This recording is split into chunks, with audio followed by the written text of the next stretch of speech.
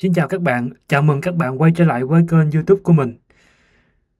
Khi các bạn enable API versioning sử dụng Spring Framework 7 trở đi, ngoài việc chúng ta có thể định nghĩa version mặc định cho các cái endpoint trong API của mình, các bạn cũng còn có thể định nghĩa những version được support bởi API của các bạn sử dụng một cái method là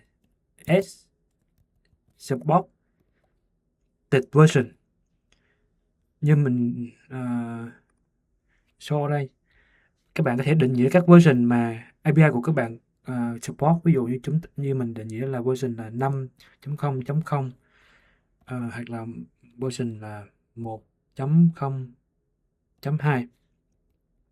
Thì với việc sử dụng cái phương thức as supported version này thì ngoài những cái version mà nó được định nghĩa specific cho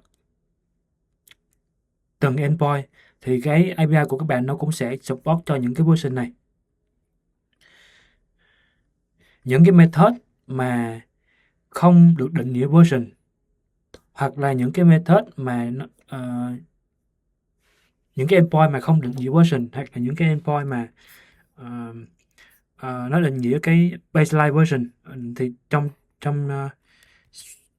Spring Framework 7 thì nó có một cái gọi là baseline version, nghĩa là các bạn định nghĩa dấu cộng ở phía sau cái thông tin version. Ví dụ như đây mình định nghĩa là 1.2.0 với dấu cộng này, và đây là 1.2.0. Cái này là baseline version thôi nhé. Mình đây là baseline version từ version 1.2.0. Thì khi các bạn định nghĩa supported version ở đây thì danh sách các cái supported version này nó sẽ tự động gán cho những cái endpoint mà không được định nghĩa version, hoặc là những cái endpoint nó định nghĩa baseline version.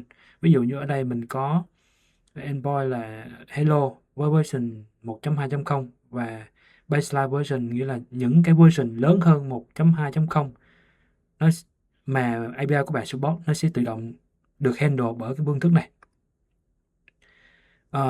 Trong ví dụ này thì mình đang định nghĩa thứ nhất là default version là 1.0.0, supported version là 5.0.0 và 1.0.2, và hai cái version mà mình định nghĩa specific cho cái endpoint hello là 1.1.0 và 1.2.0.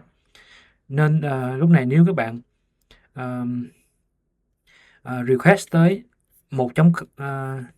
version 1.0.0 thì nó sẽ gọi tới cái phương thức là hello handle cho cái endpoint hello này. Đây mình sẽ show các bạn thấy. Để mình chạy ví dụ đã. Rồi. Nó sẽ là nội dung của cái nó sẽ được handle bởi cái phương thức hello. Nhưng mà nếu các bạn bởi vì chúng ta định nghĩa cái supported version là 1.0.2, 1.0.2 thì nó nhỏ hơn cái version 1.1.0 ở đây, nên cái version 1.0.2 nó sẽ tự động nó assign cho cái method này. Nên bây giờ các bạn chạy 1.0.2 thì các bạn sẽ thấy cái method hello này nó sẽ handle cho cái request. Nếu bây giờ các bạn request tới 1.1.0 thì nó sẽ gọi tới cái phương thức này. Đây, 1.1.0 thì nó sẽ, bởi vì chúng ta khai báo specific cái version 1.1.0 cho cái được handle bởi cái method là hello 1.1.0, nên các bạn sẽ thấy kết quả sẽ là đây là hello from version 1.1.0. Còn ở đây ok, mình sửa lại một xí. Nếu mà version 1.2.0 thì nó sẽ được handle bởi cái method là hello 1.2.0 này. Mình sửa cái show là một xí, 1.1.2.0 cộng. Đó, thì khi mình chạy lại xí, thì khi các bạn request tới cái 1.2.0 thì cái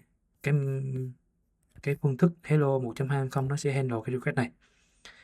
Bởi vì chúng ta đang định nghĩa cái version API của mình support cho version 5.0.0 nữa, mà 5.0.0 thì nó lớn hơn 1.2.0, nên nó sẽ sử dụng Byte version. Các bạn sẽ có thể request tới version 5.0.0 và bạn sẽ thấy nó được version này nó được handle bởi cái phương thức là Hello 1.2.0 đó.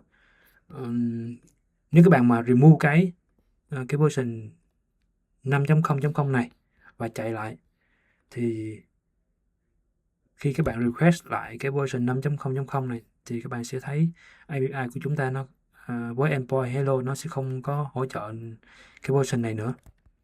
Đó là cái ý nghĩa của phương thức add supported version. Như vậy là trong cái video này mình đã chia sẻ với các bạn thêm về cách chúng ta thêm các cái version mà được support bởi API của mình.